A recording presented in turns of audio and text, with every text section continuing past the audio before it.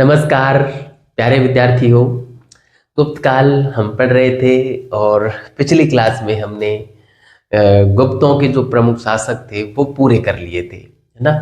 आज हम गुप्तों का प्रशासन प्रारंभ कर रहे हैं, गुप्तों का प्रशासन करेंगे। उसके बाद में गुप्तों का सामाजिक जीवन, धार्मिक जीवन और फिर इनकी जो संस्कृति है, कला संस्कृति, उसके बारे में जानेंगे कि इनके समय में जो सॉरी कौन कौन से विद्वान थे, उन्होंने कौन कौन सी रचनाएं रची, है ना। इनके जो है मंदिर वगैरह भी इस समय बने बने थे, तो वो सारी बातें हम करेंगे कला संस्कृति में, वो सबसे लास्ट में करेंगे। तो चलिए क्लास की शुरुआत करते हैं, हेडिंग डालते हैं गुप्तकालीन प्रशासन।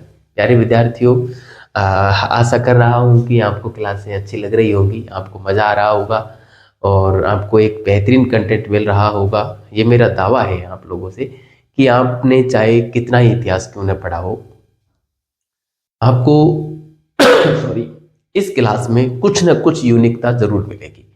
चाहे आपको एक अच्छा कंटेंट मिल जाए, कोई तथ्य ऐसा मिल जाए, या समझाने का तरीका मिल जाए, कंसेप्ट बढ़िया मिल जाए, कुछ न कुछ अलग जरूर मिलेगा। मतलब क्लास देखकर आप निराश नहीं होंगे, आप हताश नहीं होंगे।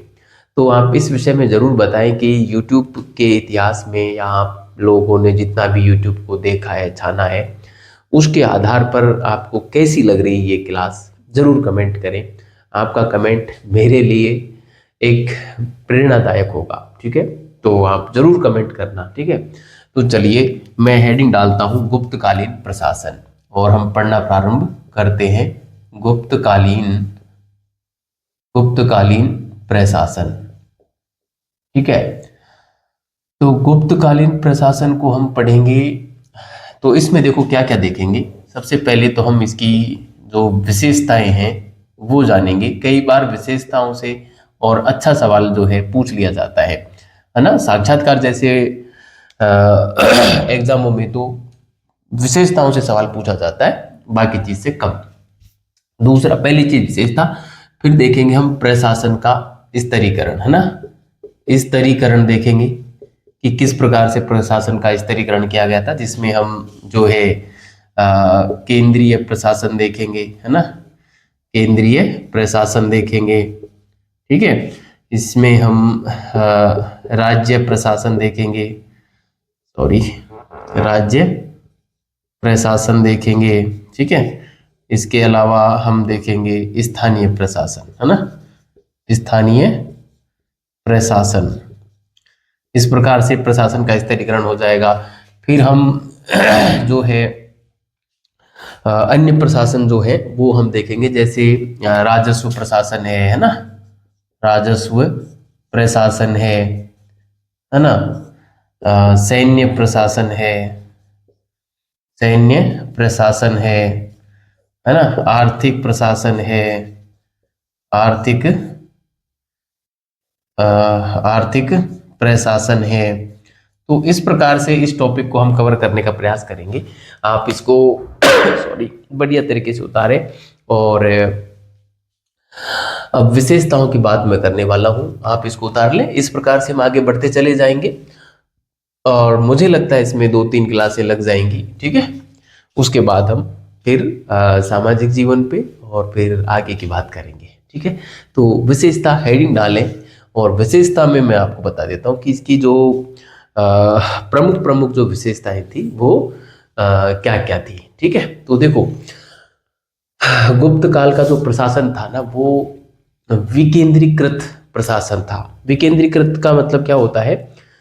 एक तो प्रशासन होता है केंद्रीकृत और एक होता है विकेंद्रीकृत। विकेंद्रीकृत का मतलब सॉरी जैसे मौर्यों का जो प्रशासन था वो केंद्रीकृत प्रशासन था, यानी कि सारी प्रशासन की जो शक्तियां हैं वो केंद्र में सीमित थी, सम्राट के पास थी सारी शक्तियां। लेकिन विकेंद्रीकरण में क्या होता है? शक्ति का विभाजन कर दिया जाता है ना। ऊपरली इकाई अपने से नीचे वाली इकाई को शक्ति दे देती है और नीचे वाली इकाई अपने से और नीचे वाली इकाई को शक्ति शक्ति का जो है ना, मतलब पावर ऑफ डेलीगेशन जिसको बोलते हैं, पॉलिटिकल साइंस की ये शब्दावली है। आप ऐसे समझे, देखो जैसे केंद्र में यहाँ इसके पास जो है जो तक शक्ति है वो इसको दे देते हैं, और ये जो है ये इसको दे देते हैं। इस प्रकार से शक्ति का जो है शक्ति का विभाजन किया जाता है ना, शक्ति का विभाजन, है ना, शक्ति का विभाजन जो है वो किया जाता है, शक्ति का विभाजन किया जाता है। इस शक्ति के विभाजन को ही सॉरी क्या बोलते हैं, विकेंद्रीकरण की स्थिति बोलते हैं, है ना, विकेंद्रीकरण। इस व्यवस्था में यही खास बात होती है कि जो सम्राट जो है वो पूर्ण रूप से पावरफुल नहीं होता, पूरी सत्ता को अपने हाथों में नहीं रखता, वो अपने से नीचे के अधिकारियों के पास में सत्ता और उत्तरदायित्व तो दोनों ही देते हैं। लेकिन आपको पता है जब केंद्र में जब शासन शक्ति मजबूत नहीं होती ना, तो जो छोटे जो प्रांत हो, जैसे प्रांत का कोई भी व्यक्ति है वो पावरफुल हो जाएगा। जब भैया यहाँ पे शक्ति को इन लोगों को सौंप दोगे तो फिर ये लोग पावरफुल होंगे ही होंगे ना, और इनके पास भी जाएगी, तो फिर ऐसी स्थिति में ये लोग जो है अपना स्वतंत्र शासन करने की सोचें, क्योंकि इनके पास सत्ता आ गई। और जब ये लोग स्वतंत्र हो जाते हैं ना, राज्य में जो किसी के अधीन शासन कर रहे हैं लेकिन फिर भी वो स्वतंत्र हो गए और अपने मतलब स्वतंत्र तरीके से शासन कर रहे हैं, तो ऐसी व्यवस्था को हम जो है सामंत व्यवस्था भी बोलते हैं। तो इसलिए कहा जाता है कि गुप्त काल में सामंत व्यवस्था जन्म ले चुकी थी, है ना। ये विकेंद्रीकरण का होने, विकेंद्रीकरण प्रशासनिक व्यवस्था होने का मतलब भी यही है कि यहाँ पे जो सॉरी जो सामंत व्यवस्था थी उसका प्रादुर्भाव हो चुका था एक तरीके से। और हम देखेंगे आगे, अब बस यहाँ से जैसे वर्धन वंश के बाद में जो काल आएगा राजपूत काल, करीब 650 के आसपास से शुरू हो जाता है, क्योंकि 647 ईस्वी में जब हर्षवर्धन की मृत्यु होती है तो उसके बाद ही वर्धन वंश समाप्त हो जाता है और राजपूत काल प्रारंभ हो जाता है। और राजपूत काल को हम सामंत काल के नाम से भी जानते हैं, है ना, राज्यों के भीतर राज्य का काल। तो वो क्या, राज्यों के भीतर राज्य का काल कैसे, जैसे एक राज्य है पूरा जिसमें केंद्रीय प्रशासन ये है, उसको विभिन्न राज्यों में बांटा गया है, लेकिन इन राज्यों को जब इनको जब शक्ति दी तो ये स्वतंत्र हो गए। तो देखो इसके अधीन ये थे, उसके इसलिए इसके अधीन होते हुए भी ये जब स्वतंत्र हो गए तो ये राज्यों के भीतर राज्य कहलाए, है ना, ये खुद राज्य बन गए, मतलब खुद स्वतंत्र हो गए। और जबकि ये इसके अधीन थे, तो एक राज्य तो ये और इसके भीतर राज्य ये, इसलिए इसको राज्यों के भीतर राज्य का काल गुप्त काल को कहा गया। वैसी स्थिति यहाँ पे बन चुकी थी धीरे धीरे, है ना, लेकिन इसका जो व्यापक रूप जो था वो राजपूत काल में देखने को मिला। इसलिए ईश्वरी प्रसाद ने कहा है कि ये जो काल था वो राज्यों के भीतर राज्य का काल था, है ना। वैसे ये राजपूत काल में पढ़ते हैं, ठीक है। तो ये एक बड़ी विशेषता थी कि प्रशासन का जो है यहाँ पर विकेंद्रीकरण जो है किया हुआ था, ठीक है। दूसरी विशेषता जो थी वो थी कि यहाँ पे जो सम्राट होता था वो बड़ा ही शक्तिशाली होता था वैसे सम्राट, ठीक है। और ये जो व्यवस्था थी वो राजतंत्रात्मक थी। सम्राट जो होता था वो राजा ही होता था एक तरीके से, और राजा का जो तंत्र होता है उसको हम राजतंत्र बोलते हैं, है ना। तो राजतंत्र व्यवस्था थी और सम्राट जो है वो सारी शक्तियां रखता तो अपने पास था लेकिन डेलीगेट कर देता था। दूसरा, राजा का जो पद था वो वंशानुगत था, है ना, राजा का पद वंशानुगत था, ठीक है। और दूसरी चीज ये भी है कि यहाँ पे उत्तराधिकार के निश्चित नियम नहीं थे, लेकिन सामान्यतः राजा का ज्येष्ठ पुत्र ही शासक बनता था, और उत्तराधिकार के सॉरी निश्चित नियमों के अभाव में और उत्तराधिकारी संघर्ष भी होते थे, जैसा कि हमने देखा है पिछली क्लासों में, हम देख कर आए ही हैं, है ना, किस प्रकार से रामगुप्त का हुआ, कांच का भी हुआ, है ना, वो सब हमने देखे हैं। तो ये विशेषता थी, है ना। इसके अलावा इसमें कुछ ऐसी विशेषताएं भी थी। यहाँ के ये जो राजा जो लोग थे वो कई बड़ी बड़ी जो है उपाधियां धारण करते थे, साम्राज्यवादी जैसी उपाधियां धारण करते थे, है ना, जिसमें विक्रमादित्य जैसी उपाधियों का जो है बहुत बड़ा नाम मिलता है हमको। सबसे प्रसिद्ध विक्रमादित्य चंद्रगुप्त द्वितीय हुए, है ना। इसके अलावा भी हम देखते हैं परम भट्टारक जैसी उपाधि, महाराजाधिराज जैसी उपाधि ये लोग धारण करते थे। तो ये कई साम्राज्य ही उपाधि इनको कहा जाता है ना। इसके अलावा राजा जो थे वो राजत्व के देवत्व सिद्धांत में भी विश्वास करते थे, है ना, जैसा कि प्रयाग प्रशस्ति में समुद्रगुप्त के लिए बताया गया है। ठीक है, तो सॉरी, ये सारी विशेषताएं इसकी थी। इसके अलावा अन्य एक और विशेषता की बात करूं तो यहाँ पे प्रशासन में कई नवाचार भी किए गए थे। ये एक विशिष्ट विशेषता थी कि प्रशासन में नवाचार किए गए। क्या नवाचार किए कि जैसे एक ही व्यक्ति को और बहुत सारे पद दिए जाना, है ना, जैसा कि हरिशरण को कई पद दे रखे थे, है ना, 3 पद दे रखे थे हरिशरण को। कौन कौन से पद थे वो आप मुझे कमेंट बॉक्स में कमेंट करके बताना कि हरिशरण को 3 पद जो दिए गए थे वो कौन कौन से दिए गए थे। क्योंकि जब मैंने प्रयाग प्रशस्ति पढ़ाई थी तो उसमें तीनों पदों को बढ़िया तरीके से मेंशन किया था, तो मैं यहाँ पे नहीं बताऊंगा। आप लोगों के लिए सवाल है कि आप बताएंगे कि कौन कौन से 3 पद थे जो हरिशरण को दिए थे। ठीक है, एक तो ये, इससे हुआ क्या, एक ही व्यक्ति को 3 पद देने से हुआ क्या। एक तो ये कि जैसे हरिशरण को 3 पद दिए, यदि तीनों व्यक्तियों को 3 पद दिए जाते तो 3 व्यक्तियों को वेतन देना पड़ता, है ना, तो राजस्व की बचौती हो गई। ठीक है, और दूसरी ये कि एक ही व्यक्ति को 3-3 पद सौंपने से सॉरी प्रशासनिक कार्यों में और जो है ज्यादा पारदर्शिता आई, जो ट्रांसपेरेंसी थी वो यहाँ पर बढ़ गई, है ना। बढ़ने ट्रांसपेरेंसी बढ़ने से क्या होता है, जैसे मान लो ट्रांसपेरेंसी कम कब होती है, जब 3-3 लोग मान लो काम कर रहे हैं तो तीनों में किंचित मात्र ही सही लेकिन अविश्वास की स्थिति रहती है ना। लेकिन एक ही व्यक्ति काम कर रहा है तो कोई कंट्रोवर्सी नजर नहीं आती, एकदम ट्रांसपेरेंसी उसकी अच्छी रहती है, मतलब पारदर्शिता जो होती है वो अच्छी रहती है, कोई विवाद की स्थिति पैदा नहीं होती। जितने अधिक लोग उतने अधिक विवाद की स्थिति बनती है ना। तो ये सारी बातें थी। तो चलिए, इन विशेषताओं को मैंने जो भी बोल के सुनाया है उन विशेषताओं को मैं बिंदु बाई बिंदु यहाँ पे लिख देता हूँ, फिर हम आगे की बात करने वाले हैं। ठीक है, तो एक छोटी सी हेडिंग डालेंगे हम, गुप्त कालीन प्रशासन की विशेषताएं, और हम लिखना प्रारंभ करते हैं। ठीक है, तो इसको हम यहाँ पे लिखते हैं, गुप्त कालीन प्रशासन की विशेषताएं, गुप्तकालीन प्रशासन की विशेषताएं। ठीक है, तो देखो क्या क्या विशेषता थी गुप्तकालीन प्रशासन की, इसमें यहीं से लिख लेते हैं, है ना। पहली विशेषता, पहली जो विशेषता थी वो जैसा कि मैंने बताया कि विकेंद्रीकरण किया हुआ था, है ना, विकेंद्रीकृत शासन व्यवस्था थी, है ना, विकेंद्रीकृत शासन व्यवस्था थी, है ना। मैं यहाँ पे अलग कलर के पेन से लिख देता हूं, विकेंद्रीकृत शासन व्यवस्था। ठीक है, विकेंद्रीकृत शासन व्यवस्था, तो इस बात को ध्यान रखें, विकेंद्रीकृत शासन व्यवस्था थी, है ना। विकेंद्रीकृत में क्या होता है, मैंने आपको बढ़िया तरीके से बता ही दिया है कि इस व्यवस्था में शक्तियों का जो विभाजन है वो अपने से नीचे वाली इकाइयों को कर दिया जाता है ना। मैं यहाँ पे हल्का सा लिख भी देता हूँ कि क्या होता था कि इस व्यवस्था में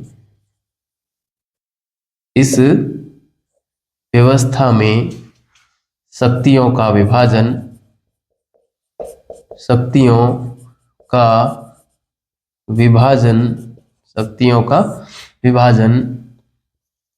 से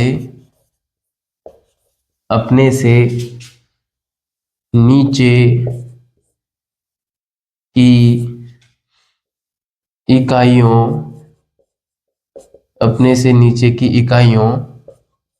में कर दिया जाता था। अपने से नीचे की इकाइयों में जो है शक्तियों का विभाजन कर दिया जाता था। ऐसी व्यवस्था को जो है विकेंद्रीकृत शासन व्यवस्था कहा जाता था। ठीक है, और सॉरी, इसमें जो केंद्र का जो शासन था वो थोड़ा कम होता था। जैसे इसकी जो शासन व्यवस्था होगी ना, इसका जो हम ये डायग्राम बनाना चाहें तो इस प्रकार का एक बनेगा। मान लो ये केंद्र है ना, ये केंद्र है, तो यहाँ पे शक्ति तो खूब रहती है, लेकिन इसका विभाजन इस प्रकार से कर दिया जाता है। तो यहाँ पे जो प्रतिनिधि होते हैं वो बहुत कम होते हैं ना, यहाँ पे अधिकारी बहुत कम होते हैं, प्रतिनिधि बहुत कम होते हैं। और जैसे देखो यहाँ पे ये कम जो क्षेत्र है ना, वो ये दर्शा रहा है कि यहाँ पे अधिकारी बहुत कम है ना। और जैसे जैसे नीचे स्तर पे चले जाएंगे, अधिकारियों की संख्या जो है बढ़ती चली जाएगी, है ना। ये दर्शा रहा है, ये डायग्राम यह दर्शा रहा है। ठीक है, तो मैं यहाँ पे लिख सकता हूँ कि यहाँ पर केंद्र में अधिकारियों की संख्या अधिकारियों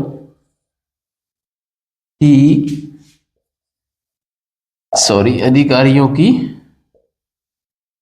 संख्या कम होती थी, है ना। मतलब अधिकारी कम होते थे यहाँ पर, अधिकारी कम होते थे, है ना। अब देखो, जब केंद्र में अधिकारी कम है और शक्तियों का हमने जो है विभाजन कर दिया है, शक्तियों को डेलीगेट कर दिया है राज्य प्रशासन की तरफ, तो यहाँ के जो शासक हैं वो ज्यादा शक्तिशाली हो जाते हैं, और उसी ने जो है सामंत व्यवस्था को जन्म दिया, है ना। तो मैं यहाँ पे लिखूंगा, ऐसी स्थिति में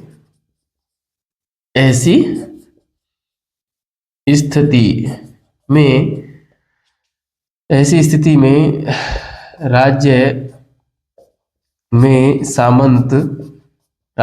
सामंत अधिक शक्तिशाली हुए, है ना, अधिक शक्तिशाली हुए। ठीक है, राज्य में जो सामंत थे, ऐसी स्थिति में वो ज्यादा वो ज्यादा शक्तिशाली हो गए, और केंद्र की जो व्यवस्था थी, केंद्रीय जो प्रशासनिक व्यवस्था थी, वो यहाँ पर कमजोर हो जाती है ना।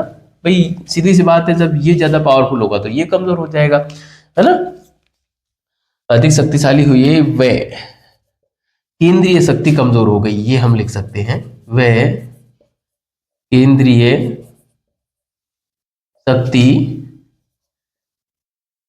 कमजोर हो गई। ठीक है, वह केंद्रीय शक्ति कमजोर हो गई। ठीक है, तो एक पॉइंट तो हमारा ये हो गया, विकेंद्रीकृत शासन व्यवस्था में क्या होता है कि केंद्र में जो शासन शक्तियां रहती हैं वो डेलीगेट कर दी जाती है अपने से नीचे की जो प्रशासनिक इकाई है उसको, है ना। अब जब नीचे की प्रशासनिक इकाइयों को शक्तियां दी जाएंगी ना, तो वो ज्यादा पावरफुल हो जाते हैं, और वो केंद्र की जो आदेश होते हैं, केंद्र के जो कानून होते हैं, उनको कम मानकर वो स्वतंत्र आचरण करने लगते हैं। ऐसी व्यवस्था को सामंत व्यवस्था कहते हैं, और उसी का प्रभाव था। और जब ये लोग ज्यादा पावरफुल हो जाएंगे तो ये कमजोर हो जाएगा, है ना। वही बात हमने यहाँ पर लिखी है। ठीक है, आप इसको उतारे, ये पहला पॉइंट था विकेंद्रीकृत शासन व्यवस्था। दूसरा मैं लिखूंगा कि यहाँ पर राजतंत्रात्मक शासन व्यवस्था थी, है ना। तो राजतंत्रात्मक में क्या होता है वो हम अगली स्लाइड पे करेंगे, क्योंकि यहाँ पे आएगा नहीं। आप इसको उतारें, मैं इसको मिटा रहा हूँ। ठीक है, मैं इसको पूरे को ही मिटा देता हूँ सॉरी, फिर हम आगे की बात करेंगे, पहले विशेषताओं की चर्चा कर रहे हैं। ठीक है, आपको समझ में आ रहा होगा विद्यार्थियों बढ़िया तरीके से, ऐसा मुझे विश्वास है। यदि नहीं आ रहा है तो कमेंट अवश्य करें कि आपको कहाँ प्रॉब्लम आ रही है, उसी पे हम और बढ़िया तरीके से चर्चा कर लेंगे। ठीक है, तो चलिए मैं इसको मिटा दिया हूं। अब दूसरी विशेषता की बात मैं यहाँ पर कर लेता हूँ। दूसरी जो विशेषता है वो है दूसरी विशेषता कि राजतंत्रात्मक शासन व्यवस्था, है ना।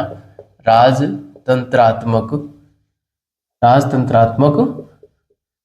शासन व्यवस्था। ठीक है, राजतंत्रात्मक शासन व्यवस्था जो होती है ना, वो कैसी होती है। राजतंत्रात्मक का मतलब होता है कि जो राजा होता है वही सर्वे सर्वा होता है ना। राजतंत्रात्मक का मतलब ये होता है कि राजा ही सर्वे सर्वा होता है, और यहाँ पर गुप्तों में राजा ही सर्वे सर्वा होता भी था, वही लेता था सब कुछ निर्णय। ठीक है, तो हम यहाँ पे लिख देंगे पहला एक विशेषता तो इसकी ये हो जाएगी, इस प्रकार से लिख देते हैं कि राजा या सम्राट, है ना, या शासक कह सकते हैं, ही सर्वे सर्वा होता था, सर्वे सर्वा होता था। ठीक है, राजा सम्राट या शासक ही सर्वे सर्वा होता था, पहली बात। दूसरी बात यहाँ पे क्या थी कि उत्तराधिकारी के स्पष्ट नियम नहीं थे, मगर सामान्यतः ज्येष्ठ पुत्र ही जो है बनता था राजा, है ना। तो हम यहाँ पे लिखेंगे उत्तराधिकार के स्पष्ट नियमों का अभाव था मगर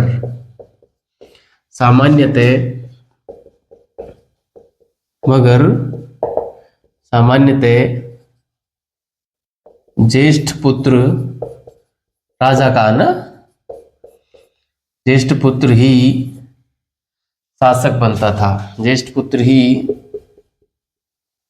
शासक बनता था। ठीक है, सामान्यतः ज्येष्ठ पुत्र ही शासक बनता था, है ना।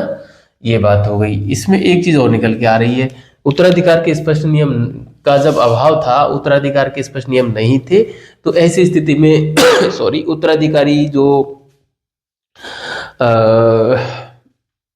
उत्तराधिकारी युद्ध भी हुआ करते थे। ठीक है, तो हम यहाँ पे लिखेंगे कि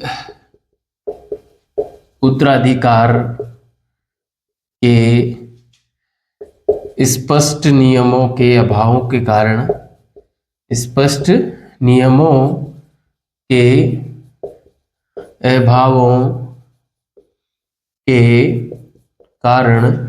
अभाव के कारण उत्तराधिकारी युद्ध भी होते थे, है ना। उत्तराधिकारी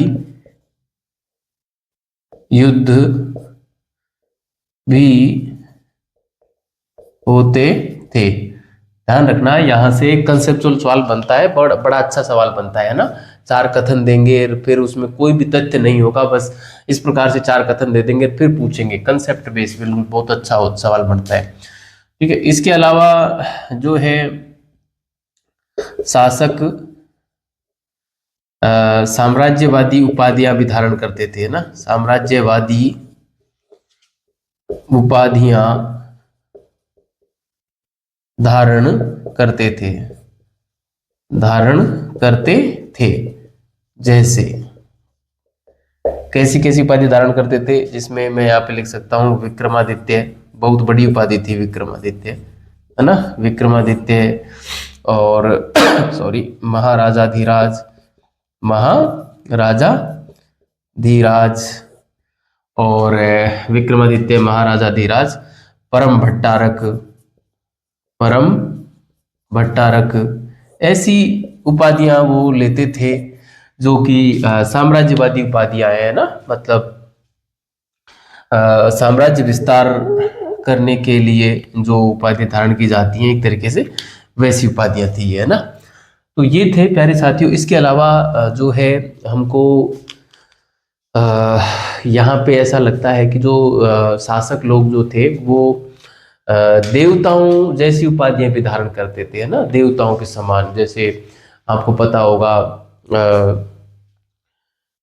जो प्रयाग प्रशस्ति है उसमें समुद्रगुप्त के लिए कैसी कैसी उपाधियां दी गई हैं। योद्धा में वो इंद्र के समान था, है ना, और दान देने में कुबेर के समान था। दंड करता, यदि वो गुस्सा आ जाए तो वो जो है यम के समान दंड करता था, है ना। तो ये उपाधियां जो है देवताओं के जैसी उपाधियां धारण करते थे। देवराज, देवपुत्र, है ना, देवराज उपाधि मिलती है हमको, उसकी चंद्रगुप्त होती है कि तो देवताओं के समक्ष ये स्वयं को मानते थे और राजत्व के देवत्व में भी ये विश्वास रखते थे, है ना। तो हम यहाँ पे लिखेंगे कि राजा स्वयं को देवताओं के समक्ष मानते थे तथा राजत्व के देवत्व में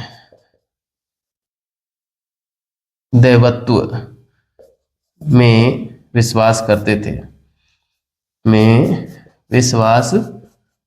करते थे। ठीक है, राजत्व के देवत्व में विश्वास करते थे। ठीक है, तो ये सारी सॉरी ये सारी जो विशेषताएं हैं ये गुप्त काल में थी, है ना। इसके अलावा राजा जो था वो निरंकुश भी होता था, है ना। राजा के ऊपर ऐसा कोई अंकुश नहीं होता था, ठीक है। राजा जो था निरंकुश होता था, ये बात भी आपको ध्यान रखनी है, लेकिन कल्याणकारी था। हमने देखा गुप्त काल का कोई भी राजा ऐसा नहीं था जिसने प्रजा को परेशान किया हो, है ना। राजा निरंकुश होता था, है ना। निरंकुश का मतलब जिसके ऊपर कोई अंकुश नहीं हो, नियंत्रण नहीं हो। राजा निरंकुश होता था, मगर राज्य जो था वो कल्याणकारी था, है ना। कल्याणकारी था। फिर भी जो इनका राज्य था, गुप्त जो राज्य था वो कल्याणकारी था, ठीक है। सॉरी, ये बात आपको ध्यान में रखनी है। किसी भी प्रकार का सवाल जो है यहाँ से आप लोगों से पूछा जा सकता है। इसके अलावा कुछ जो है नवाचार भी इन लोगों ने किए थे, है ना। नवाचारों की बात भी मैं यहाँ पे कर लेता हूँ। तीसरी जो विशेषता हो जाएगी वो हो जाएगी नवाचारों की, ठीक है। 1 2 3 मैं यहाँ पे लिख देता हूँ नवाचार। नवाचार भी किए गए, ठीक है। नवाचार भी किए गए। इसमें देखो क्या क्या नवाचार किए गए थे गुप्त काल में। तो जैसा कि मैंने अभी बताया कि एक ही व्यक्ति को एक से अधिक पदों का दिया जाना, है ना। तो इस बात को मैं यहाँ पे लिखूंगा, सॉरी, यहाँ पे मैं लिख देता हूँ 1 नंबर डाल के, कि एक ही व्यक्ति को एक से अधिक पद दिया जाना। इससे क्या हुआ, सॉरी, इससे राजस्व भार कम हुआ, राजस्व भार कम हुआ। वे वे प्रशासन में दक्षता आई। वे प्रशासन में दक्षता आई, ठीक है। एक तो राजस्व भार कम हो गया और एक प्रशासन में दक्षता आई, ठीक है। और दूसरा जो ये था कि कुछ अधिकारी ऐसे थे जिनको वंशानुगत भी बनाया गया, है ना, कि बार बार अधिकारी ना चुनने पड़े। जैसे एक ही व्यक्ति को वंशानुगत कर दिया तो उसको शुरू के मान लो 1 साल 2 साल 3 साल में तो दिक्कत आएगी, क्योंकि प्रशासन चलाने का अनुभव उसके पास नहीं है। लेकिन 5 साल बाद में उसके पास इतना अनुभव हो जाएगा कि वो बेहतर तरीके से प्रशासन चलाएगा, तो प्रशासन में दक्षता आएगी। लेकिन यदि आप हर 5 साल में, जिस प्रकार की वर्तमान की हमारी शासन प्रणाली है, हर 5 साल में हमारे चुनाव होते हैं और हमारा जो प्रशासनिक प्रमुख है वो बदल जाता है। जैसा कि हम देख रहे हैं हमारे राष्ट्रपति, मुझे नहीं लगता कि कोई दोहराया गया है। हर 5 साल में नया राष्ट्रपति आता है और उसके चुनाव होते हैं, तो कितना खर्चा होता है चुनाव में। और 5 साल में उस व्यक्ति को प्रशासन करने का अनुभव आने ही लगता है कि उसको हटा दिया जाता है। तो उसके एक दीर्घकालीन अनुभव का फायदा हम नहीं उठा सकते। एक तो हमें ये नुकसान होता है। दूसरा नुकसान ये होता है कि हर 5 साल में चुनाव करवाओ, बहुत सारा खर्चा होता है। तीसरा ये कि चुनाव करवाने के समय हमारा जो सरकारी तंत्र है वो पूरा वहाँ पे चला जाता है। उससे हमारी शिक्षा प्रणाली जो है वो प्रभावित होती है, या अन्य क्षेत्रों में जो लोग काम कर रहे हैं, नौकरी करते हैं, वो भी वहाँ पे चले जाते हैं। तो हर क्षेत्र प्रभावित होता है ना। तो ये हमारी वर्तमान शासन प्रणाली की कमियां हैं। ऐसा सवाल साक्षात्कार में अक्सर पूछ लिया जाता है कि हमारा जो शासन चल रहा है वर्तमान का, आपको उसमें क्या कमियां नजर आती हैं, जरा बताइए। आपके पास ग्रेजुएशन में यदि पॉलिटिकल साइंस रही है तो हिस्ट्री वालों से भी इस प्रकार का सवाल पूछ लिया जाता है, क्योंकि ये कोई बहुत गहराई का सवाल नहीं है।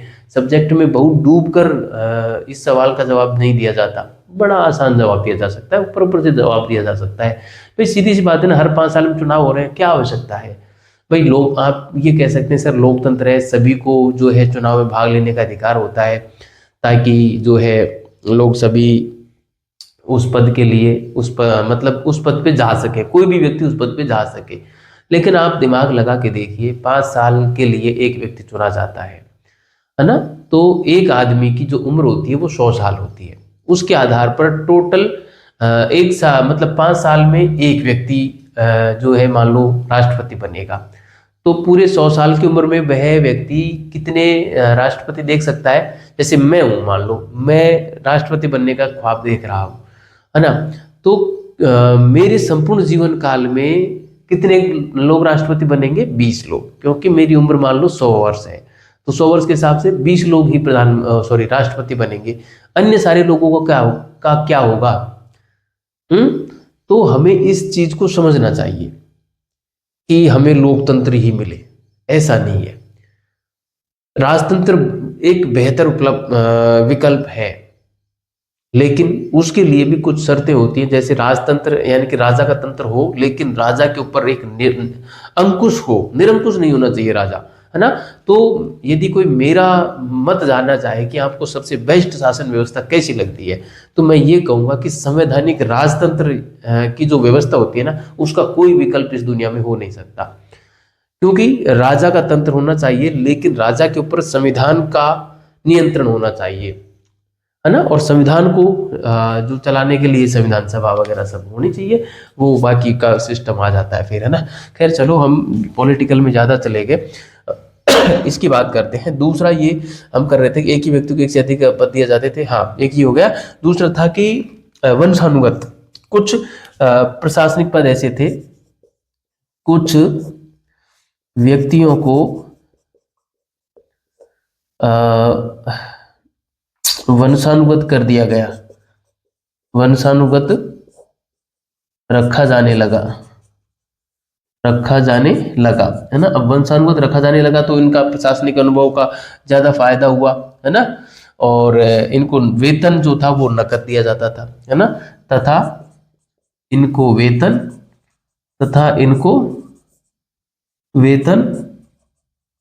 नकद दिया जाने लगा। इनको जो वेतन था वो नकद दिया जाने लगा। ये सारी बातें यहाँ पर थी, ठीक है, ये नवाचार थे। और आपको पता होगा रानियों का भी यहाँ पे महत्व था, है ना।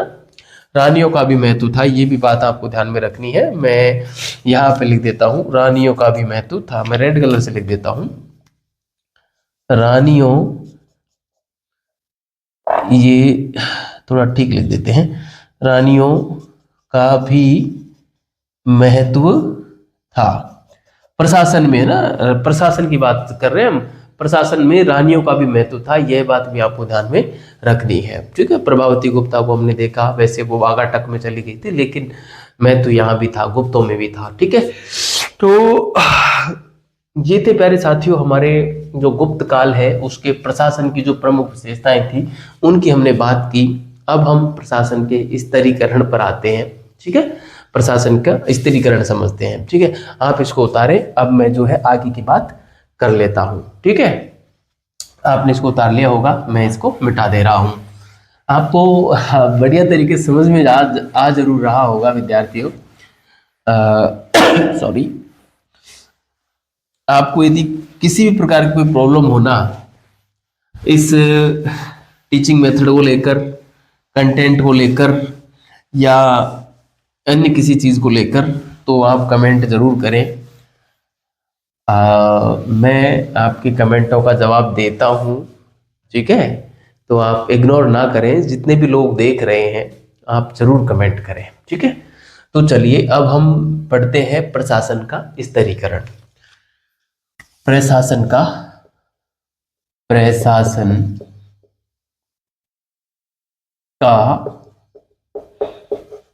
स्तरीकरण, ठीक है। प्रशासन का स्तरीकरण देखेंगे तो देखो, प्रशासन के स्तरीकरण को मैं थोड़ा सा आपको एक डायग्राम के माध्यम से समझाना चाहूँ।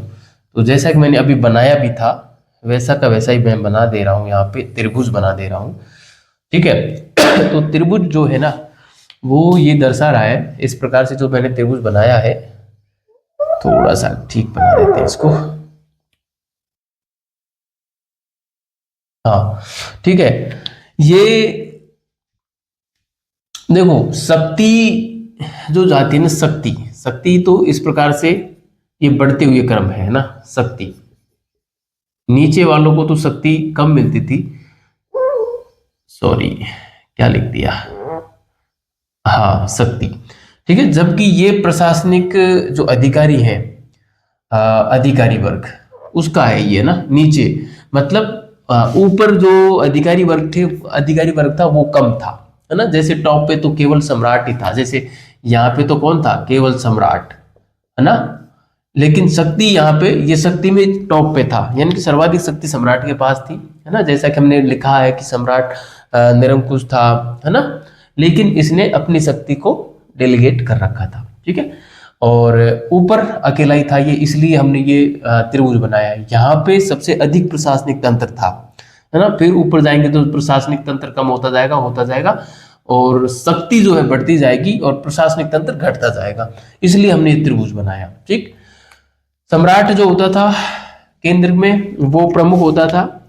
सम्राट को प्रशासन में सहायता करने के लिए अमात्य होते थे, अमात्य व मंत्री होते थे ना, अमात्य व मंत्री, अमात्य व मंत्री हुआ करते थे। और इन दोनों को मिलाकर कामंडकृत नीति शास्त्र में मंत्री परिषद का उल्लेख मिलता है, जो अमात्य व मंत्री दोनों से मिलकर, और उसका उल्लेख वहां पर किया गया है। ये ध्यान रखना, इन दोनों को यदि मिला दिया जाए तो क्या बनती है, मंत्री परिषद बनती है ना, मंत्री परिषद। और मंत्री परिषद का उल्लेख कहाँ मिलता है, वो मिलता है नीति सार में, है ना। नीति सार में किसका है ये, कामंडक का है ना, कामंडक का नीति सार में। इसके अलावा कालिदास के साहित्य में भी जो है मंत्री परिषद का उल्लेख मिलता है ना, कालिदास के साहित्य में भी जो है मंत्री परिषद का उल्लेख मिलता है। ये बात आपको ध्यान में रखनी है, ठीक है।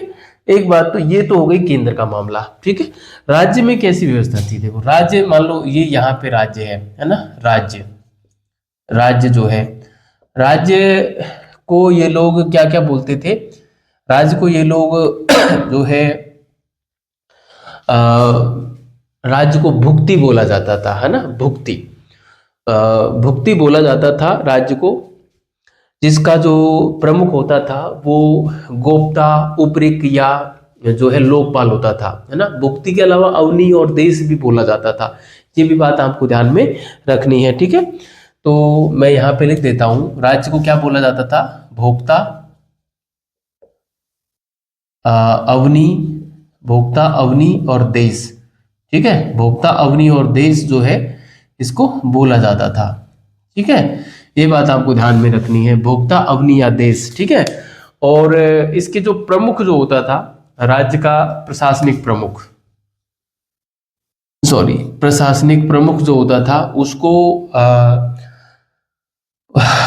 गोप्ता, उपरिक, गोप्ता, उपरिक या जो है लोकपाल बोला जाता था, लोकपाल बोला जाता था, ठीक है। गोप्ता, उपरिक या लोकपाल जो है बोला जाता था, ठीक है। राज्य के प्रमुख को बोला जाता था सॉरी, उपरिक, लोकपाल या गोप्ता, गोप्ता क्या, भोक्ता बोला जाता था, भोक्ता ना, ये भुक्ति है और ये है भोक्ता, सॉरी ये गोप्ता नहीं है, ये भोक्ता है, भोक्ता। इसको मिटा देता हूं, अच्छे से लिखेंगे, है ना। ये तो है भोक्ता, भोक्ता, ठीक है। और ये है भुक्ति, इसको भुक्ति बोला जाता था, भुक्ति, ठीक है। ये हो गया भुक्ति, अवनी या देश, और इसको बोला जाता था भोक्ता, उपरिक या लोकपाल, ठीक है, राज्य में। अब आएंगे राज्य से नीचे जो है जिले का प्रशासन, जिले को विषय बोला जाता था, है ना। और विषय का प्रमुख जो होता था वो विषयाधिपति कहलाता था, ठीक है। क्या कहलाता था, विषयाधिपति कहलाता था। तो मैं यहाँ पे लिख दे रहा हूँ विषय, सॉरी जिला लिखेंगे पहले ताकि कंफ्यूजन ना रहे, जिला, है ना। और जिले को क्या कहा जाता था, जिले को कहा जाता था विषय, है ना, विषय। और विषय का जो प्रशासनिक प्रमुख था वो विषयाधिपति, विषयाधिपति कहलाता था, ठीक है, विषयाधिपति कहलाता था, सॉरी थी क्या, था, ठीक है, विषयाधिपति कहलाता था। तो ये हो गई जिले की व्यवस्था। ठीक है, जिले के बाद में इसमें जो है ग्राम प्रशासन और नगर प्रशासन अलग अलग था। ठीक है, ये तो मैं लिख दे रहा हूं ग्राम प्रशासन। ठीक है, ग्राम प्रशासन, ग्राम प्रशासन कहें या इसको जो है स्थानीय प्रशासन था, ये स्थानीय प्रशासन था। ठीक है, स्थानीय प्रशासन था। और ये था नगर प्रशासन। क्या था ये? नगर प्रशासन था, है ना।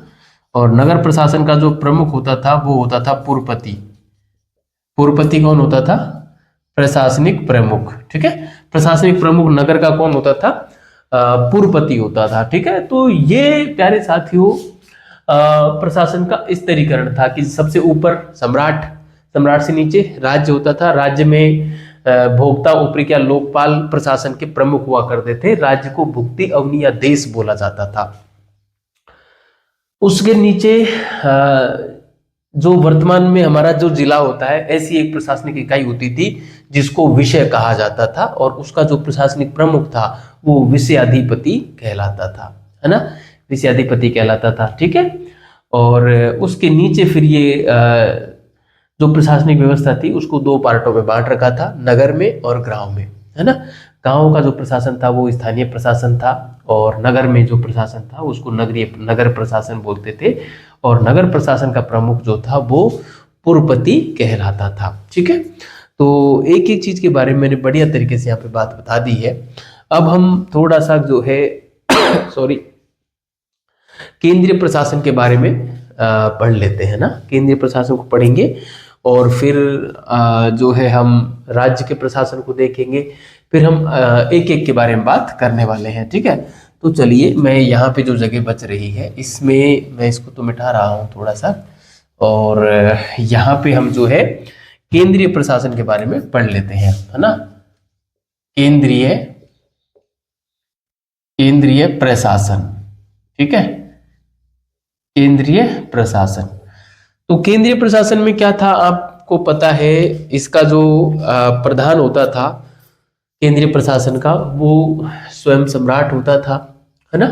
और सम्राट को प्रशासन कार्य में और सहायता करने के लिए मंत्री और अमात्य होते थे, यानी कि उसकी मंत्री परिषद होती थी। ठीक है, और सम्राट के पास न्यायिक, सैनिक, राजस्व, प्रशासन, हर प्रकार की जो शक्तियां थी वो सम्राट के अंदर होती थी, सम्राट में ही समाहित होती थी। इसमें कोई दोहराई नहीं है, लिखने की भी आवश्यकता नहीं है, आप ये सब कुछ समझ ही रहे होंगे, है ना। तो चलिए मैं बात कर लेता हूं यहाँ पे सॉरी केंद्रीय प्रशासन में हम लिखेंगे कि सम्राट ही सभी प्रकार की शक्तियों का स्रोत होता था। ठीक है, सम्राट ही सभी प्रकार की शक्तियों का स्रोत होता था, पहली चीज। दूसरा, इसमें सभी प्रकार की शक्तियों में आ जाएंगे ना, जैसे प्रशासन संबंधित हैं, प्रशासन की हैं, या विधि संबंधित हैं, या कोई नैतिक संबंधी हैं, है ना, या कोई राजस्व संबंधी शक्तियां हैं, या न्यायिक शक्ति है। हर प्रकार की जो शक्ति है वो राजा में निहित होती थी। ठीक है, और सॉरी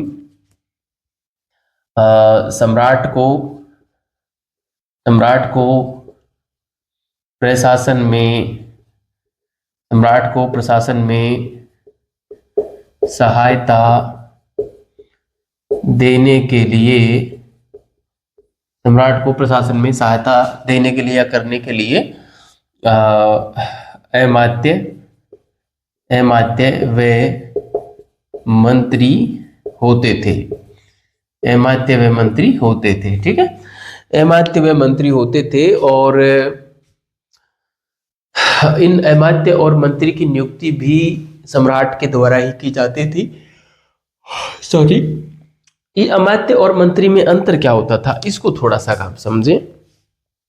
मंत्री जो होते थे ना, वो कोई गूढ़ विषय है या कोई महत्वपूर्ण विषय है, उसके ऊपर परामर्श करने के लिए मंत्रियों की नियुक्ति राजा करता था। ठीक है, मतलब गूढ़ विषय पर ही ये अपना परामर्श देते थे और सम्राट उनको प्रशासन में अपने कोई किसी गूढ़ विषय पर सहायता मांगने के लिए इनकी नियुक्ति करता था।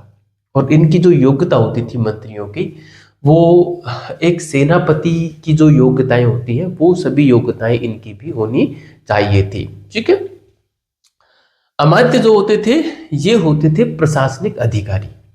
ठीक है, एक तरीके से प्रशासनिक अधिकारी होते थे जो प्रशासन का जो है संचालन करते थे बढ़िया तरीके से। ठीक है, और इनकी भी नियुक्ति जो है सम्राट वगैरह ही करते थे। ठीक है, तो ये बात थी अमात्य और मंत्री के बारे में। अमात्य के बारे में एक बात और मिलती है जो वात्स्यायन स्मृति है। वात्स्यायन स्मृति यह कहता है कि अमात्य का जो पद है वो एक ब्राह्मण को ही दिया जाना चाहिए। ठीक है, इससे ज्यादा कुछ है नहीं, तो हम यहाँ पे लिख देते हैं। देखो, पहले मंत्री के बारे में जिक्र कर लेता हूं। मंत्री जो होते थे, नियुक्ति कौन करता था? सम्राट द्वारा। ठीक है, नियुक्ति सम्राट द्वारा। दूसरा काम क्या था? कार्य था किसी गूढ़ या महत्वपूर्ण विषय पर सम्राट को सलाह देना। ठीक है, यह इसका काम था। योग्यता क्या थी? योग्यता जो थी वो एक सेनापति की सभी योग्यताएं, है ना, सेनापति की सभी योग्यताएं होनी जरूरी है। ठीक है, होनी चाहिए। मतलब किसी सेनापति के अंदर जो योग्यताएं होती हैं या होना आवश्यक होता है, उन सभी योग्यताओं का होना आवश्यक था। किसमें? मंत्री बनने के लिए। ठीक है, अभी वर्तमान में हमारे मंत्री बनने की क्या शर्त है, आप मुझे बताएंगे। देखें, आपकी पॉलिटिकल साइंस कितनी मजबूत है। मंत्री बनने के लिए एक ही शर्त है, और वो कौन सी शर्त है आप मुझे बताएंगे। ठीक है, केवल एक ही शर्त है मंत्री बनने के लिए कि मंत्री कौन बन सकता है। आप बताना। आप लोगों के इस कमेंट का भी मैं जो है जवाब दूंगा, और मैं देखता हूं कि देखें आपका जो जीके वाला पोर्शन है वो कितना मजबूत है। ठीक है, क्योंकि मेरे पास भी तो पॉलिटिकल साइंस रही है ग्रेजुएशन में, तो इतना सा हमें भी आता है। ठीक है, और आप जरूर कमेंट करना, मैं जरूर देखूंगा। ठीक है, अब मैं बात करता हूँ अमात्य पे। देखो, अमात्य भी लिखा मिल जाता है, अमात्य भी लिखा मिल जाता है। कई जगह अमात्य और मंत्री को एक ही बताया गया है, लेकिन थोड़ा सा अंतर है ना। अमात्य कौन होते थे? अमात्य के बारे में लिखूंगा कि अमात्य जो होते थे ये प्रशासनिक अधिकारी होते थे, है ना। प्रशासनिक अधिकारी प्रशासनिक अधिकारी होते थे। ठीक है, अमात्य जो थे प्रशासनिक अधिकारी होते थे, जो कि प्रशासन में प्रशासन में सहायता के लिए, और इनकी नियुक्ति सम्राट के द्वारा की जाती थी, है ना। प्रशासनिक अधिकारी होते थे प्रशासन में सहायता हेतु सम्राट द्वारा इनकी नियुक्ति की जाती थी। सम्राट द्वारा इनकी नियुक्ति की जाती थी। ठीक है, प्रशासन में सहायता हेतु सम्राट द्वारा इनकी नियुक्ति की जाती थी। ठीक है, तो ये थे अमात्य। और जो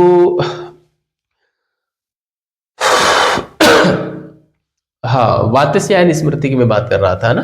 वात्स्यायन स्मृति में यह लिखा है कि ये ब्राह्मण ही हो सकते थे, है ना। वात्स्यायन स्मृति के अनुसार, वात्स्यायन स्मृति के अनुसार इस पद पर ब्राह्मण ही नियुक्त हो सकते थे। ब्राह्मण ही नियुक्त हो सकते थे। ब्राह्मण ही नियुक्त हो सकते थे। ठीक है, ये बात लिखी है वात्स्यायन स्मृति में कि अमात्य का जो पद था वो ब्राह्मण को ही दिया जाना चाहिए था। ठीक है, तो ये थे प्यारे साथियों, अमात्य हो गया हमारा। एक बात और आपको जो है ध्यान में रखनी है कि वैसे मैंने यहाँ पे लिख ही दिया था, अमात्य व मंत्री दोनों को मिलाकर मंत्री परिषद बनती है और कामंदक के नीति शास्त्र में इसका उल्लेख होता है ना। किसका? मंत्री परिषद का उल्लेख हमको कहाँ मिलता है? कामंदक के नीति शास्त्र में। और कालिदास के साहित्य में भी जो है मंत्री परिषद का जिक्र मिल जाता है। ठीक है, हाँ, ये बात हो गई। अब देखो आगे की मैं बात कर लूँ, प्रमुख अमात्यों की बात हम कर लेते हैं। ठीक है, प्रमुख अमात्य कौन कौन से थे? जैसे कुमारामात्य है ना, और प्रतिहार है, महाप्रतिहार है, महादंड नायक है ना, दंडपासिक है ना, महाबलाधिकृत है। तो ये सारे जो नाम थे जो मैंने भी बोले हैं, ये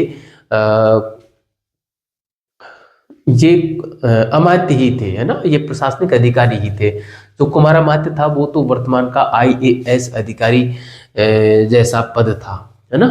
और इसके लेख भी हमको मिले हैं वैशाली और जो है प्रयाग से इसके लेख मिले हैं। और कुमारामात्य का जो कार्यालय था वो अधिकरण कहलाता था। ठीक है, और भी सबकी विशेषताएं हैं, सबके बारे में बात करेंगे। मैं इसको मिटा दे रहा हूं और अगली स्लाइड पे बात करता हूं मैं। ठीक है, आप इसको बेहतरीन तरीके से उतारें और बढ़िया तरीके से इसको आपने समझ लिया होगा और बढ़िया तरीके से आप उतारना और बार बार इसको पढ़ना विद्यार्थियों, सारे सवाल आपके यहीं से हो जाएंगे, है ना। ठीक है, तो मैं इसको मिटा रहा हूं। ठीक है,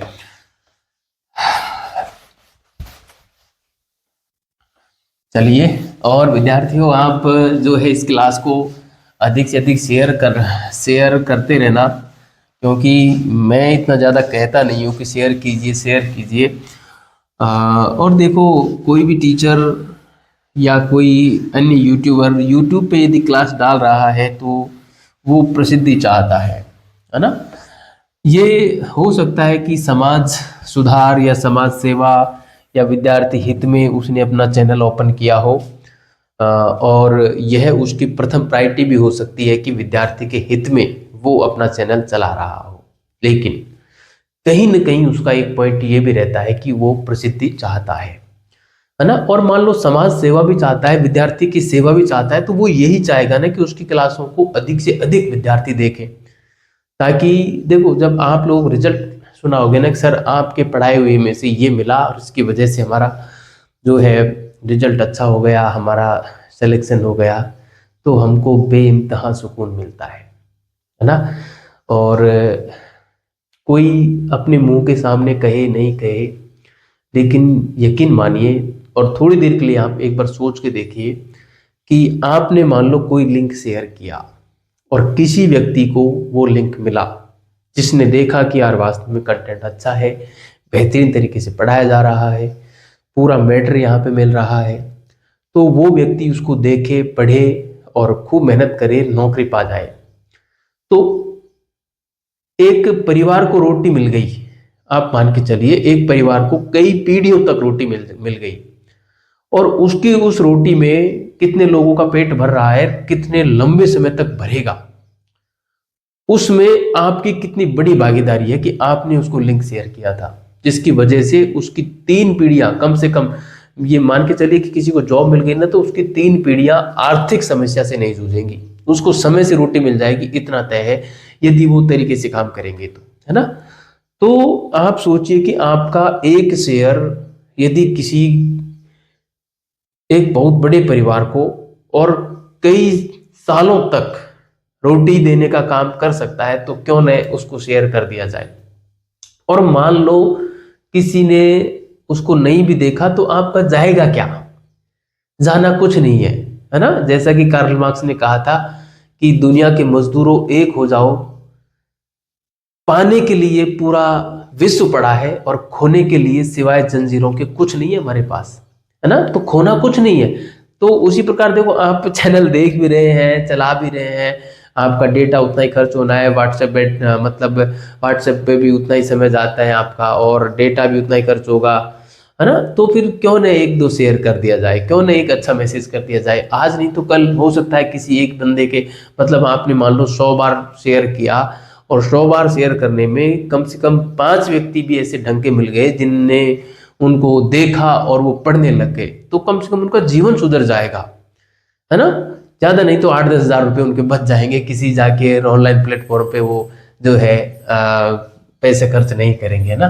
तो इसलिए मैं कह रहा हूँ कि कुछ कर लेना, और कुछ भी नहीं होगा ना, मान लो किसी ने भी नहीं देखा, व्यूज तो कम से कम बढ़ ही गए, तो मेरा तो भला हो ही जाएगा ना। कम से कम मेरे को जो अभी मान लो 50 व्यूज आ रहे हैं एक क्लास पे, तो 100 व्यूज भी आए तो 50 व्यूज का फायदा तो मुझे तो हो ही गया। कम से कम मेरे मेरे लिए तो रोजी रोटी का काम आप कर ही दोगे, और मैं आप लोगों के लिए इतनी मेहनत कर रहा हूँ तो आप मेरे लिए कर सकते हैं इतना, है ना। तो चलिए, मैं ज़्यादा अब इस पे समय नहीं गुजारूंगा।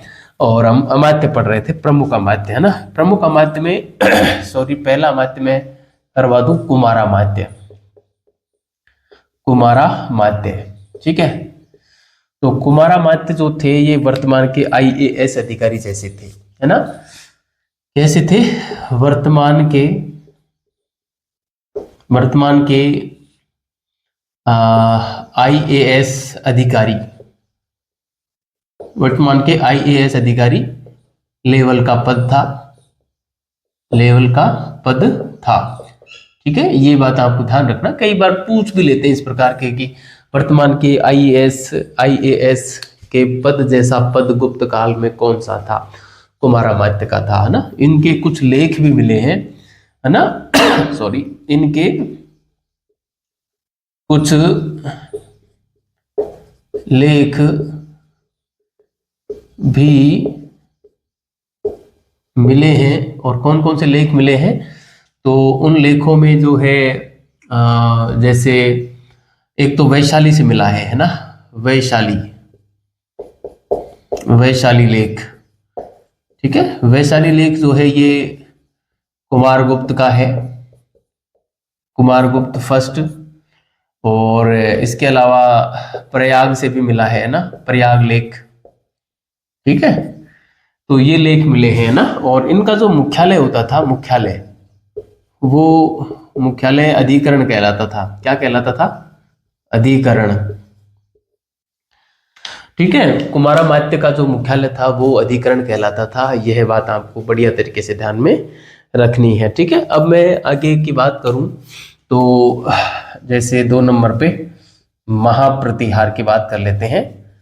महाप्रतिहार, महाप्रतिहार जो होता था, मैं यहाँ पे पेन भी बदलना चाहूंगा। महाप्रतिहार जो होता था वो राजा के अंगरक्षकों का प्रधान होता था। ध्यान रखना, अंगरक्षकों का प्रधान था महाप्रतिहार, है ना। महाप्रतिहार जो है वो राजा के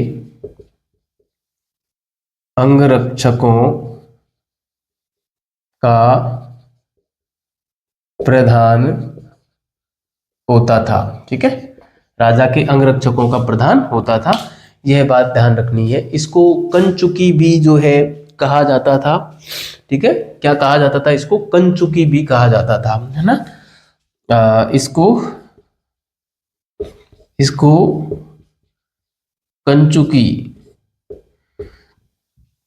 भी कहा जाता था। और राजा से यदि किसी को भेंट करनी है, मिलना है, तो इसकी अनुमति से ही राजा से कोई व्यक्ति मिल सकता था, है ना। राजा से मिलने तक पहुंचना है, राजा तक पहुंचना है, राजा से मिलना है, तो एक तरीके से ये स्टेशन था राजा से मिलने से जस्ट पहले वाला, है ना, महाप्रतिहार, ठीक है। तो हम यहाँ पे लिख सकते हैं कि राजा से भेंट हेतु इससे अनुमति लेना आवश्यक, है ना। इससे अनुमति लेना होता था, ठीक है। इससे अनुमति लेना होता था, ठीक है, तो ये बात आपको ध्यान में रखनी है। ठीक है, हाँ पेन थोड़ा सा स्याही फेंक रहा है। हाँ ठीक है, तो ये था महाप्रतिहार। देखो एक प्रतिहार और होता था। प्रतिहार क्या करता था? प्रतिहार जो था वो राजमहल जो होते थे उनका अंगरक्षक, सॉरी, राजमहलों का जो है रक्षक होता था, है ना। अंतःपुर जो होते थे सम्राट के, उनका अंगरक्षक होता था। ठीक है,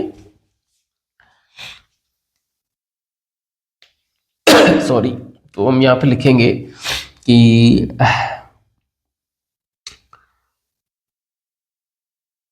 राजा के महल, महलों का, राजा के महलों यानी कि अंतःपुर जिनको बोलते हैं, मतलब जिनमें रानियां रहती थी, अंतःपुर, राजा के महलों का अंगरक्षक होता था, है ना, होता था। ठीक है, तो ये था महाप्रतिहार। इसके अलावा और भी कई नाम मिलते हैं, जैसे महाबलाधिकृत जो होता था वो सेनापति होता था ना, प्रधान जो सेनापति होता था वो महाबलाधिकृत होता था। ठीक है, तो मैं यहाँ पे लिखना चाहूंगा महाबलाधिकृत। ये अमात्य थे ये सारे लोग, है ना। महाबलाधिकृत क्या था? महाबलाधिकृत सर्वोच्च सेनापति था। ठीक है, सर्वोच्च सेनापति होता था। ठीक है, दंडपासिक एक होता था, दंडपासिक, है ना। दंड पासिक जो होता था, दंडपासिक वो होता था पुलिस विभाग का अधिकारी, है ना। सर्वोच्च पुलिस अधिकारी, सर्वोच्च पुलिस अधिकारी जो होता था वो होता था दंडपासिक। ठीक है, महाबलाधिकर, दंडपासिक, विनय स्थिति स्थापक, है ना। विनय स्थिति स्थापक ये धर्म विभाग से था, जैसा कि नाम से स्पष्ट हो रहा है, विनय स्थिति स्थापक। ठीक है, विनय स्थिति स्थापक जो था वो धर्म, नैतिकता और मंदिरों का प्रबंधन भी देखता था, है ना। धर्म का चित्र देखता था, है ना, नैतिकता देखता था, वह मंदिर प्रबंधन देखता था, है ना, मंदिर प्रबंधन देखता था। ठीक है, विनय स्थिति स्थापक जो था धर्म, नैतिकता व मंदिर प्रबंधन को देखता था। ये बात आपको यहाँ पे ध्यान रखनी है। इसके अलावा भी जो है और होता था, जैसे एक खाद्य टपाकिक होता था, है ना। खाद्य टपाकिक जो था, मैं यहाँ पे लिख दे रहा हूँ, 6 हो गए, 7वां यहाँ पे लिख रहा हूँ ना। खाद्य टपाकिक, है ना, खाद्य टपाकिक। खाद्य टपाकिक जो था वो रसोई का प्रधान होता था, है ना, रसोई का प्रधान। ठीक है, रसोई प्रधान होता था, जो सम्राट की रसोई होती थी उसका। ठीक है, सम्राट की रसोई का जो प्रधान होता था वो खाद्य टपाकिक होता था। ठीक है, खाद्य टपाकिक। तो ये प्रमुख प्रमुख अधिकारी थे जिनकी बात हमने यहाँ पे की। जैसे कुमारामात्य है, महाप्रतिहार है, प्रतिहार है, महाबलाधिकृत है, दंडपासिक है, विनय स्थिति स्थापक है। ये पूछे गए सवाल हैं, है ना। जैसे ये कुमारामात्य को, और ये दंडपासिक, विनय स्थिति स्थापक, महाबलाधिकृत। महाबलाधिकृत तो फिर कम पूछा जाता है क्योंकि शब्द से इसका स्पष्ट अर्थ निकल जाता है ना, लेकिन इसका अर्थ स्पष्ट नहीं निकल पाता। दंडपासिक का भी नहीं निकल पाता क्योंकि दंडपासिक से लोग कई जो है न्यायिक अधिकारी की ओर चले जाते हैं ना, न्यायिक अधिकारी की ओर चले जाते हैं, तो वो न्यायिक अधिकारी नहीं था ना, ये ध्यान रखना। इसके अलावा जैसे एक नाम और मिलता है, महा महाअक्षपटलिक और मिलता है, जो लेखा जोखा रखता था। ये भी बहुत बार पूछा गया सवाल है, महाअक्षपटलिक, है ना। मैं यहाँ पे लिख रहा हूं, सॉरी,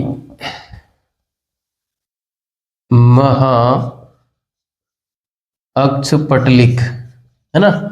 महाअक्षपटलिक जो होता था ये लेखा जोखा रखता था। क्या रखता था? लेखा जोखा रखने वाला, है ना, लेखा जोखा रखने वाला अधिकारी था। और एक रण भांडागारिक भी था ना। रण भांडागारिक जो था वो सैनिक सामग्री की व्यवस्था देखता था। ठीक है, तो सॉरी, मैं यहाँ पे लिख देता हूं, रण भांडागारिक, रण भांडागारिक। ठीक है, रण भांडागारिक जो था ये सैनिक सामग्री, युद्ध में जा रहे हैं तो सैनिक सामग्री को, है ना, जैसे युद्ध में जा रहे हैं, सेना जा रही है पूरी, तो धनुष बाणों को लेकर जाने वाला, और भी जो उनके पास जो भी सामग्री है, लाठी है, उनको लेकर जा रहे हैं, या सेना के लिए खाने की व्यवस्था कर रहे हैं, जो तंबू ताड़ के रहते हैं उसके लिए तंबुओं की व्यवस्था कर रहे हैं, तो वो उन सब की देख रेख करने वाला अधिकारी होता था रण भांडागारिक। ठीक है, रण भांडागारिक, सैनिक सामग्री, सैनिक सामग्री का प्रबंधन करता था। ठीक है, सैनिक सामग्री का प्रबंधन जो है वो देखता था रण भांडागारिक। तो ये कुछ प्रमुख प्रमुख अधिकारी थे। ध्यान रखना विद्यार्थियों, कई बार इस प्रकार का सवाल पूछा जाता है कि निम्नलिखित में से कौन गुप्तकालीन प्रांतीय प्रशासन का हिस्सा नहीं था, है ना, ऐसे दे देंगे। तो या निम्नलिखित में से कौन प्रांतीय प्रशासन का हिस्सा था, तो ये सारे जो लोग हैं ये प्रांतों में नहीं होते थे। ध्यान रखना, हम केंद्रीय प्रशासन पढ़ रहे हैं, केंद्र में होते थे ये सारे, प्रांत में नहीं होते थे, स्थानीय स्तर पे नहीं होते थे। ठीक है, ये ध्यान रखना, वेरी इंपॉर्टेंट है। हम क्योंकि हम पढ़े रहते हैं कि हाँ कुमार गुप्त है, गुप्त काल में तो है, तो हम प्रांत का अधिकारी इसको चुन लेते हैं, गलत हो जाएगा सवाल, है ना। प्रांत के नहीं थे ये सारे, ये जो मैंने 9 नाम लिखाए हैं, और आप पुस्तक उठा के देखेंगे तो और एक आधा नाम मिल जाएंगे। प्रमुख प्रमुख जो नाम थे वो मैंने ले लिए हैं। वैसे आपको, मुझे नहीं लगता कि इस प्रकार से पुस्तक और देखने की आवश्यकता पड़ेगी, क्योंकि ये इतने नाम जो है मैंने काफ़ी डिटेल में लिए हैं, और किसी प्रकार का सवाल बाहर यहाँ से जाने की संभावना नहीं रहेगी। तो आप इसको बढ़िया तरीके से तैयार कर लेना, आपका काम बढ़िया से हो जाएगा। ठीक है, यहाँ से आगे का पढ़ेंगे अब हम जो है प्रांतीय प्रशासन और स्थानीय प्रशासन। ये कल अगली क्लास में पूरा कर लेंगे। तब तक के लिए आप इसको बढ़िया से तैयार करें और अपने साथियों के साथ इस क्लास को ज़रूर शेयर करें, ताकि विद्यार्थियों मेरा भी एक मोटिवेशन बना रहे और अधिक से अधिक लोगों को इसका फायदा मिले। धन्यवाद।